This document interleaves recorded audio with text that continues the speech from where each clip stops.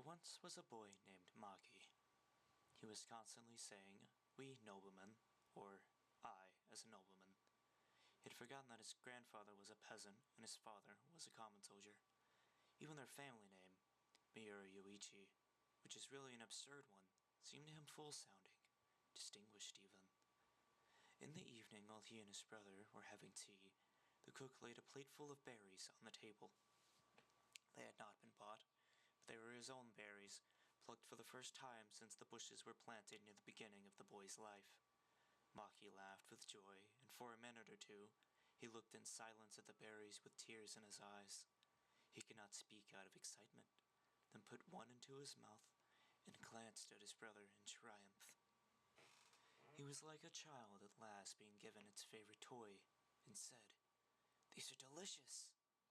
He ate with greed, all while continuing, "They are so delicious. You should try one, dear brother." The berries were hard and sour, unripe and unfitting for consumption. But, as Pushkin had once said, the illusion which exalts us is dearer to us than 10,000 truths. For a moment the brother saw a happy man, one who was pleased with his agreement with destiny, one man who seemed to have every need and want in his life filled. In his idea of happiness there always seemed to be some alloy of sadness. Even now, in the sight of a happy man, the brother was filled with something like despair. A bed was made for him in a room near Maki's. He could hear him, unable to sleep, going into the kitchen again and again to the plate of berries. The brother thought, "What a lot of happy people there must be!" He was disgusted, scoffing to himself the very idea of happiness. What an overwhelming power that is!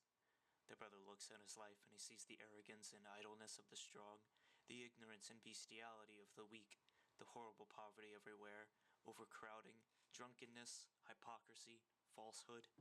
Meanwhile, in all of the houses and streets there is only peace. Out of all the people who lived in Maki's town, there is not one to kick it against the wall. Think of the people that go to the market for food. During the day they eat, at night they sleep. They talk nonsense, marry, grow old, follow the dead to their cemetery.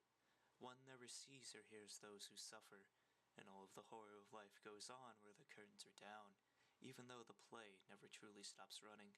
Everything is quiet, peaceful, and against it all there is only the silent protest of numbers.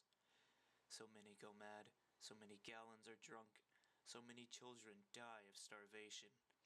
And such a thing is what inevitably brings a balance. A happy man only feels so because the unhappy bear their burden in silence. But if the unhappy were to ever speak, happiness would mean impossible for man. It is a general hypnosis. Every man should have someone with a hammer at his door to leave a fatal blow to the head and remind him that they are unhappy people. That however happy he may be, life will sooner or later unsheath its blade, and some misfortune will thrive in bliss over him. Illness, poverty, loss, and then no one will see or hear him, just as he now neither sees nor hears the unhappy. But sadly there is no man with a hammer, and the happy remain so, only to be fluttered with the petty cares that everyday life brings about. There is an aspen tree in the wind, and everything is all right.